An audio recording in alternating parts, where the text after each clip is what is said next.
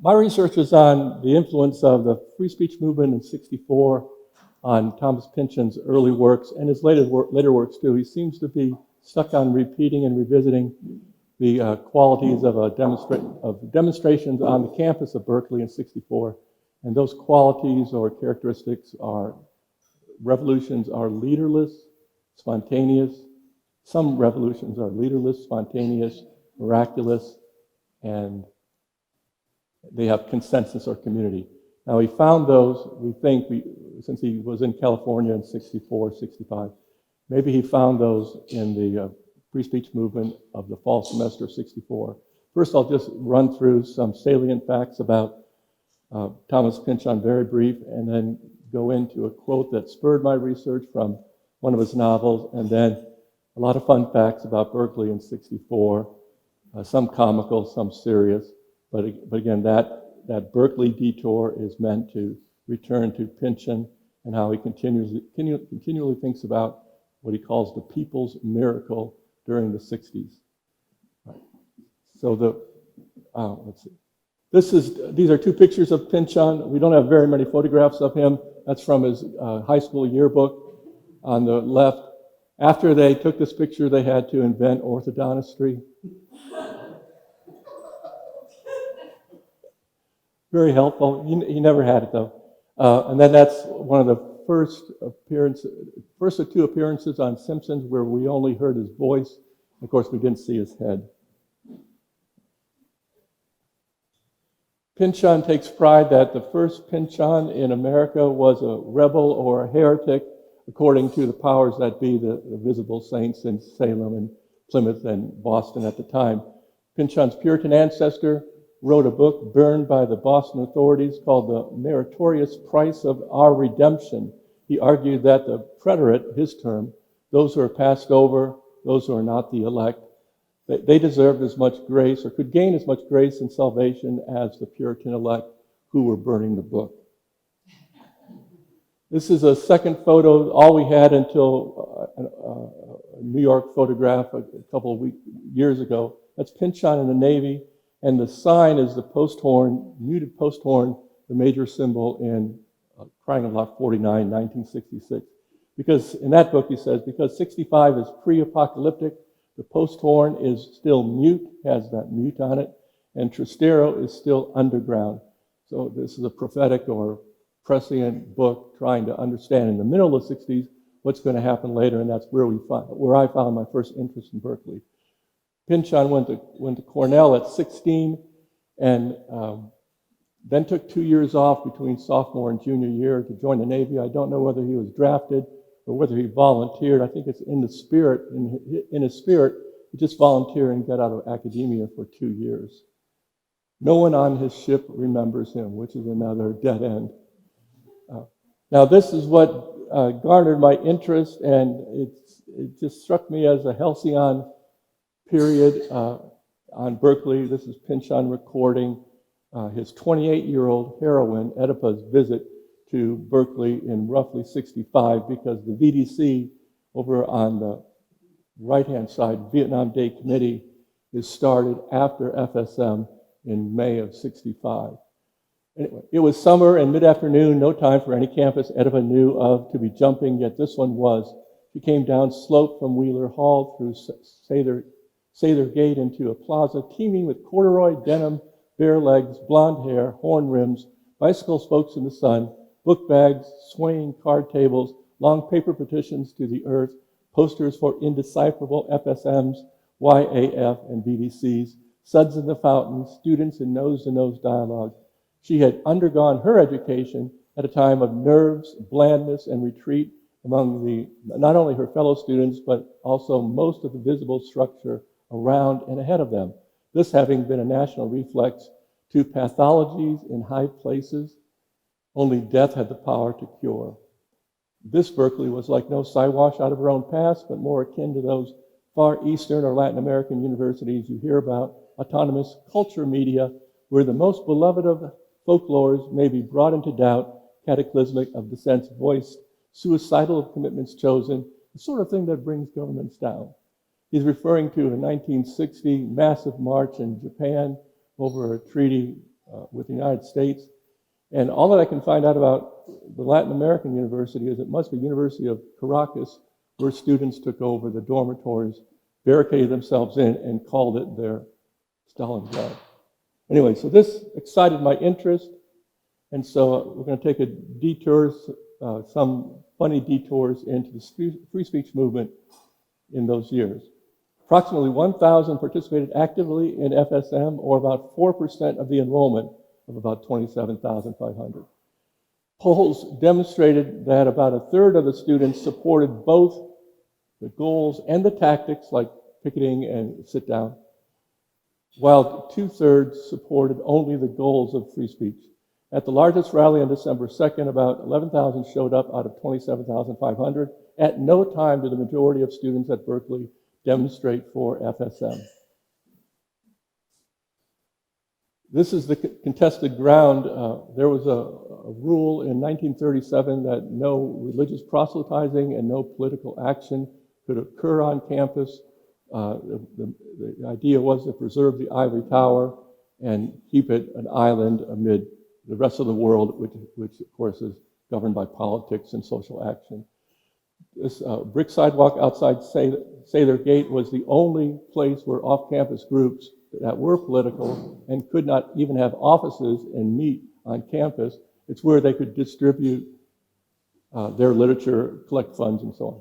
It was purportedly city property. Then in 1964, before the fall semester began, the administration changed the rules.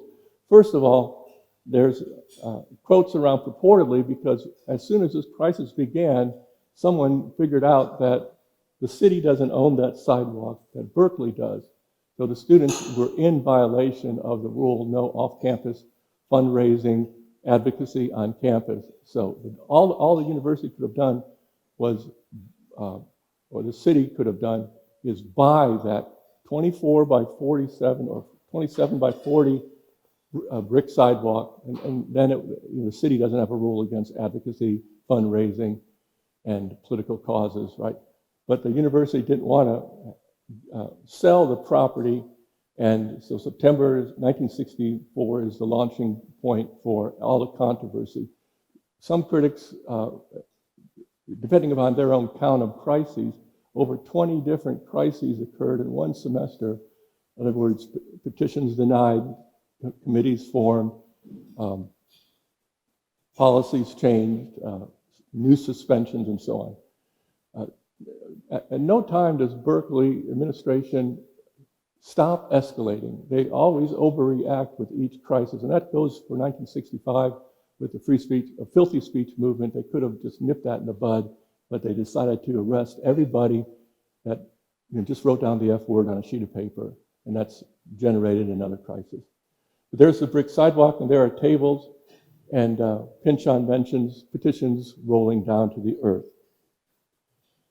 Tables outside of Sather Gate again. You can see the SDS, which didn't have a large contingent on this campus as yet. Under the new rules, off-campus groups could not advocate actions such as picketing or raise funds or recruit members on campus. You had to be off campus to do all that. If you were political or religious, you could not have offices on campus or politicize or pass out all that information. Now, let's look at what Pynchon mentions as, we haven't gotten to this passage yet, but he has an old anarchist named Jesus Arabal speak about what is called an anarchist miracle. And it's a miracle because, first, it's leaderless, it's spontaneous, it has a consensus, and it's a miracle. No one expected it, and so on. So under leaderless, the rank and file rejected the charge. This is, of course, the patron saint of FSM, Mario Savio. And the rank and file wrote hundreds of letters to the judge when they were arrested in December 3rd, saying that, in effect, no orators were in charge of my mind. This is an amazing trove, and there's a paper trail a mile long at Bancroft Library. You have to figure every memo, every mimeograph, every position change. This is a word-obsessed, a prolific word salad in the archives. Spontaneous, the second important ingredient according to the previous novel, Lot 49, for an anarchist miracle. Police drove the car onto the plaza October 1st. Suddenly someone shouted, "Sit down." Michael Rossman recalled, "I'm the first person to sit down. You'll hear 500 others who say that, and everyone is telling the truth." And there are many photographs of the car, and the people sitting down are defending the car from the police, and eventually they'll defend the car from the fraternities who come late at night to heckle them. Of course, the San Francisco press and media is always there. Another spontaneous blurb here: the police car blockade of October 1st going into October 2nd. It was the only spontaneous act I've ever seen in my political career. Nobody directing, nobody calling instructions. People just sat down around the car. And again, these are innocent times. FSM asked to pay for the damaged police car because they were standing on the roof for about 24 hours. And again, because the paper trail is so complete, we know it's $334.40. So, another slide, this one with Mario Savio again in his socks. Speaking freely for free speech freed him from the remnants of his speech impediment. Somebody knows alliteration. This is a great book, and when he first got to Berkeley, his junior year as a philosophy major, changed from mathematics. He did have a stutter, and people remember him first for the stutter, and then the magical narrative is becoming an orator, the main one, giving great speeches, rid him of the speech impediment. And from what I can tell, that was true. Now, this is another leader, Jack Weinberg, October 1st. He's in the police car where people are standing in the previous slide for 32 hours. They did let him get out to go to the bathroom. These are very civil times. And then he went back into the police car. Jack Weinberg worked for CORE in Mississippi, and Mario Savio did a summer with SNCC in Mississippi. So they're coming back to Berkeley knowing picketing and sit-in strategies. Consensus, our third attribute or ingredient in an anarchist miracle for change. We moved as one while acting independently. Mario on the police car in his socks again. There's Sproul Hall, the other administration building, which will be the sit-in in December. And they'll have some abortive sit-ins before that. Okay. Another quote from Mario about consensus. That was the beauty of it, of everybody pulling together in this common work that they had to do, which they could see the value of, for a sense of community or consensus. People require that they are needed for something of importance, the importance of which touches the deepest part of them. I cut that down. It's not a direct quote. Now, this presents, I'm presenting an idealistic view of FSM and Berkeley and Berkeley students, because that seems to be what Pynchon evokes in the big quote I gave you about, petitions and nose-to-nose dialogue, that quote from a couple minutes ago. FSM was tricky and strategic and tactical. They had informers in the president's office. They had sympathetic faculty who gave them mimeograph machines at night and so on. So it was an all-out battle with this idealistic sheen that Pynchon wants to evoke. Sometime in the night, fraternities heckle the demonstrators in the police blockade. They throw lit cigarettes, they throw projectiles. One almost misses Mario's head, and there was some Jew baiting against the Jewish fraternity. This is not in focus. Now, it was more than free speech. The issue evolved, and it always was a zero-sum game. More about that later.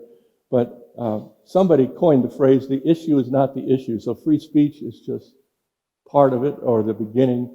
The IBM punch card, which they started using, was the symbol of what the President Clark Kerr, coined as the multi-university. There's going to be such an influx of baby boomers in California, especially.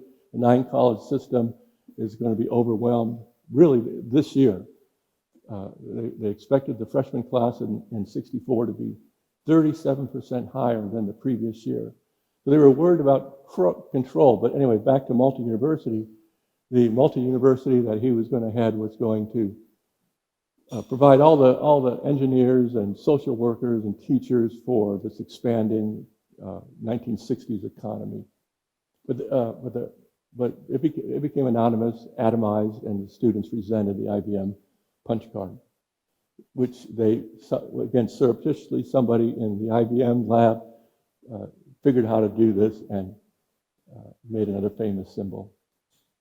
8 students were suspended for the police car blockade. What the university did was always muddle and muffle their message. They were duplicitous. They exercised bad faith. And so they would say, in this case, they freed 6 of them, but kept 2 of them, right? So a compromise was 6 were going to be not suspended, but then they had new charges against, you know who, Mario Savio, upper right, and then another guy, a leader in the middle, Art Goldberg. Jewish students played a large part in FSM because in 1959 the regents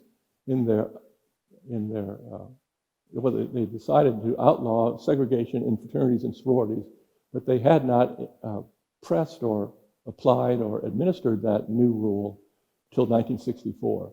So Jewish students often had no fraternity or sorority of their own, or could get into one without some discrimination. Newspaper clipping, headshots look very devious. Art Goldberg on the end is the brother of a brother-sister team with his sister Jackie Goldberg, and it looks like he's been it looks like a toothless vagabond. But, the press continually snarks and demeans and is alarmist and escalating in their rhetoric. Students invade the administration building and so on. There were leaders, and these names have passed into history except for Mario Savio, and that's just one of the hundreds of shots of these leaders. Right after roles for leaders and picture of all men, this is the obligatory chapter on some of the amazing leaders and not so amazing jobs. Roles for women in FSM were limited, handing out apples and sandwiches at the police car blockade, October 1st, 2nd. But that was facetious. I mean, that happened, but we're going to supplant that with women who are leaders in FSM, and Jackie Goldberg is one of them. There she's standing on the steps in the plaza. There she is arrested on early morning December 3rd.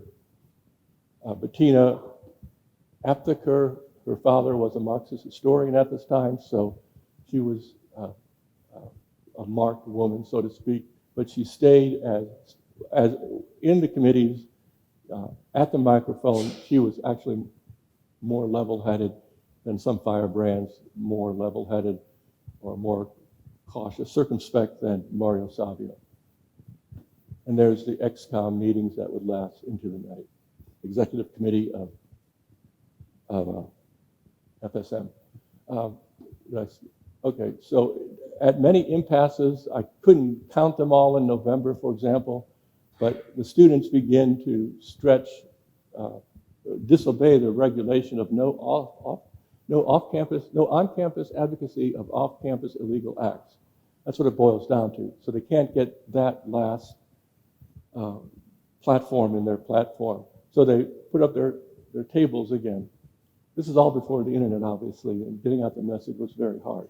You see Catholic students for social action and freedom singers. Must be a group. They had to make money somehow, so they wrote parodic songs of taking UCAL fight songs and turning them into a songbook. And you can hear all this on YouTube, obviously. To raise money, they produced a famous button for sale in the lobby. I think that's supposed to be Cal Blue and California Gold. A hunger strike in November is yet another strategy, day-by-day escalation.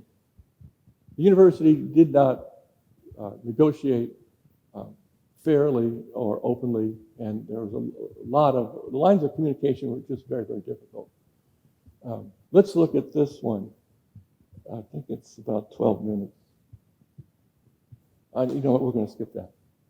Grad students are very important, so the next strategy is the early November strike. The graduate students were initially disenfranchised from the student government, and they provided a weight of liberal individuals, but just a larger group of students to fight the administration and fight their own Senate. So grad students, Mario during the strike, more zoology students on strike, signing up for your strike pledge on November 9th. Sometimes FSM would stage a rally or a march or have tables for sign-ups during Parents' Weekend. So they were well aware of optics. Just another shot that I didn't give a title to, but it's one of the rare color photos in this era. This was put on your best clothes for the cameras. Everyone is in suits and ties and dresses, and they are the leaders.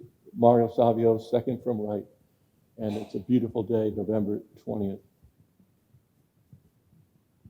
More tables moved inside. Women for Peace is one of the dozen or so groups under the umbrella called Free Speech Movement. Couldn't think of a title for this. Maybe you can help, but I like it anyway. And this is the famous speech, Bodies in the Gears speech, December 2nd before the December 2nd, 3rd sit-in in the administration building called Sprawl Hall. And I think we will take a listen. How do I turn on that YouTube? Oh.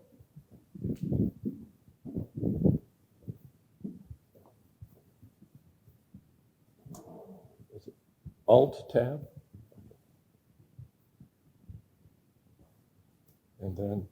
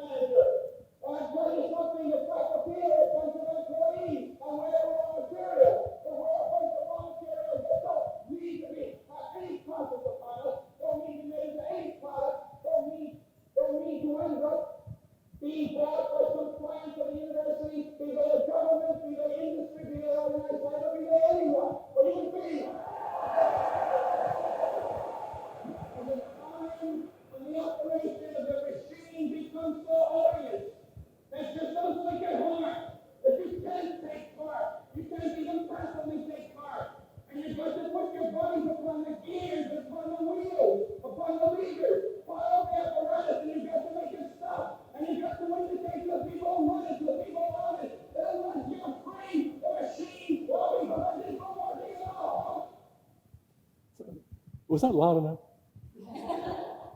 I can never tell. Hit exit. The rally does. Oh, Alt tab again. Okay. He took the metaphor of a university as a machine from the very President Clark Kerr, because in some of his speeches he said, "We'll produce enough graduates, don't worry. This is a machine. We'll have the quarter system, 7,000 grad students, many of them TAs, and we'll be able to do it." So he was trying to, a bad metaphor though, and Mario capitalizes on it. This is the largest sit-in, December 2nd to 3rd. Those hunger strikes or other rallies, other speeches didn't really work. So the students, about 800, are in Sprawl Hall, the administration building. Inside Sprawl Hall, sit-in square dancing on the 3rd floor, Hanukkah services on the 4th. Men's lingerie on the 5th. And there's one of the iconic pictures. How bad do you want to get in? That guy is thinking, I didn't know there was a protest today. Joan Baez is having a good time. She doesn't stay for the full 24 hours or 2 days because she's on probation. But everyone is excited that she's there, and I think she's hamming it up. This is not Joan Baez, but this begins the arrest on December 3rd. Police and administration chose 3 a.m. when there would be fewer spectators. Students being removed on December 3rd in the early morning. Notice, this is what I've told my colleagues in the English department when they're blue. Students predominantly belong to certain majors, notably speech, anthropology, history, philosophy, and English. Not a single student from optometry or business were among the 773 arrested. You know, those optometrists are hard nuts. And there's the largest mass arrest in California history. This had to be ordered by Governor Brown. Anyway, the governor before Reagan. And mentioning Reagan's name, some historians would say that the free speech movement and other more anarchy on Berkeley's campus made the election of Reagan easier or sealed it. Buses leaving on the morning of the 3rd, faculty raised over $8,000 for bail. Applause. And campus newspapers, of course, the Daily Cal is all digitalized now. You can swim and navigate to your heart's content. December 4th, local paper announces the strike. So after the sit-in was the strike. That's why there are over 20 major crisis points or decisions or further escalation in just one semester. All cameras on President Kerr for the December 7th speech. He lifted classes for the morning, 9 to 12, and he gives a failure of a speech. 15,000 people in this wonderful Greek theater-shaped theater. There are some faculty. Now, this is the other fiasco or escalation or draconian treatment. All that, after President Kerr's speech, all that Mario there being roughed up, all he wants to do is to announce a rally at noon. But he didn't have permission to do that.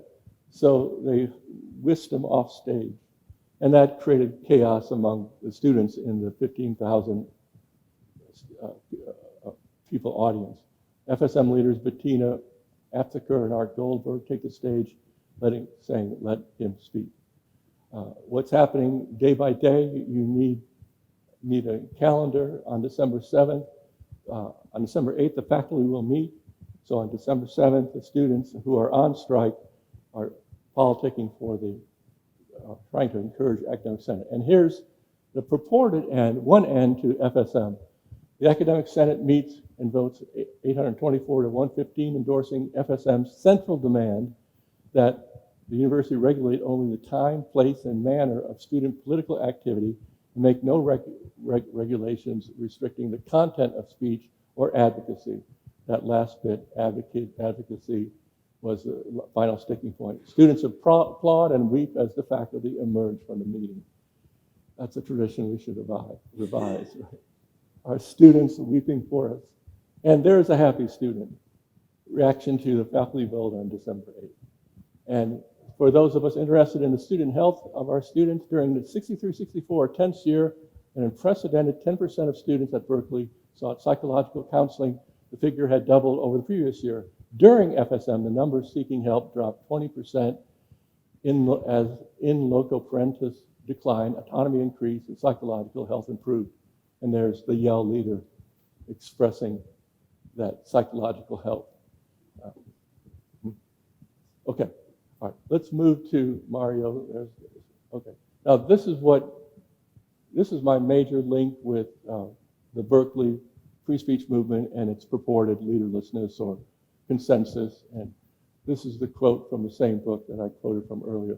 You know what a miracle is? Not what Bakunin said, but another world's intrusion into this one. Most of the time we coexist peacefully, but when we do touch, there's cataclysm.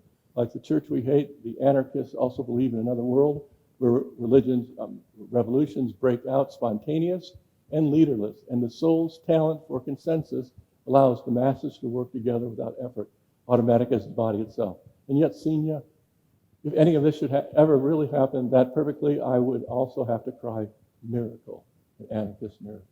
That becomes the template for other versions of anarchist miracles that are leaderless and have consensus among people and that are spontaneous.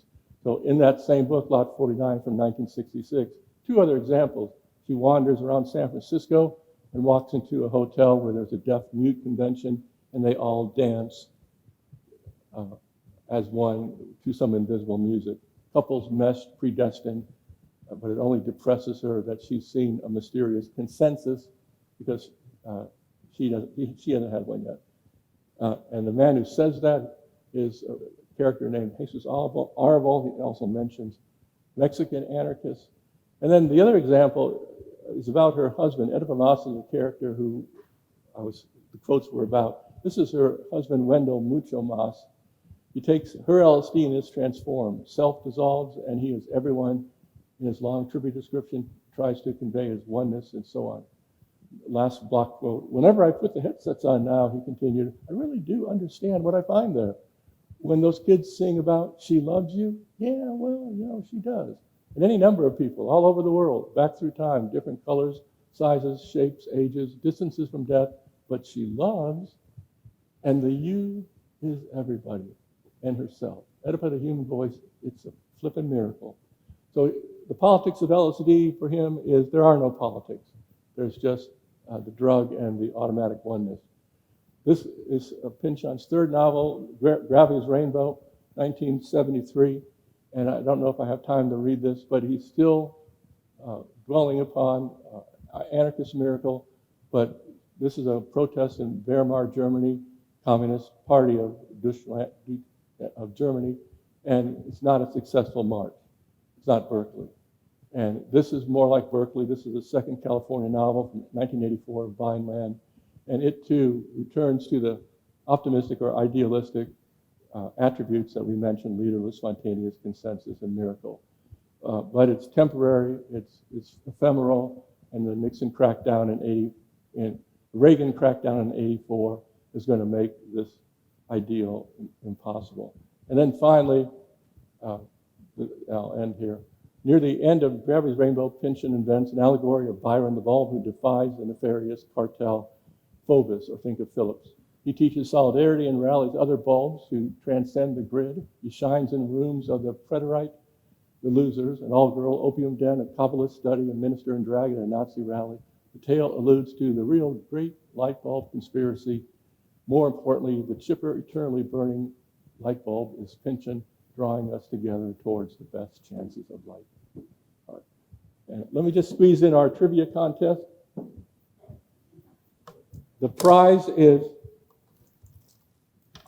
a free speech button, which you can't even get on eBay, but I have a source. Okay, first question. You may show your age. Everyone knows that Pynchon went to Cornell, graduated in 1960. So he will satirize the other Ivy Leagues. Fill in the blank. Blank is there for other reasons. The educating part is just sort of a front. Which Ivy is he being snide about? And this is not just a one-off, yes. No, not Princeton. Here's another version of that in a different book. Blank, how little the place is about studying and learning. Not Cornell, not Princeton. It's Yale. How does he know that? And we will allow Harvard too. Next trivia. Okay. There you go. Wear it proudly. All right. We can safely assume that Pynchon in 1973 doesn't like Richard Nixon. Thus, in Gravity's Rainbow, his book from 1973, as ruffians from Nixon's California college beat up zoot suiters in Los Angeles. Name Nixon's alma mater. California School, small liberal arts. It's a California school. Whittier, a Quaker school, was a Quaker. And finally, we didn't mention this character, but he's all over 1964 with his personal gas mask. But anyway, here's the question. We know him as Reagan's Attorney General, but he appears early in our story as District Attorney for the Alameda County District Attorney, leading the arrest. I think he was convicted as a felon during the Reagan administration. No, Reagan's Attorney General, who began in '64 at the Alameda County District Attorney, became Reagan's governor, not head of state, chief of staff. I'll give you a clue. He's the third in line. He has a third, Roman numerals, third in line. Edwin Meese, yeah, Edwin Meese III. We'll accept Edwin Meese, though. Okay. All right. Thank you all.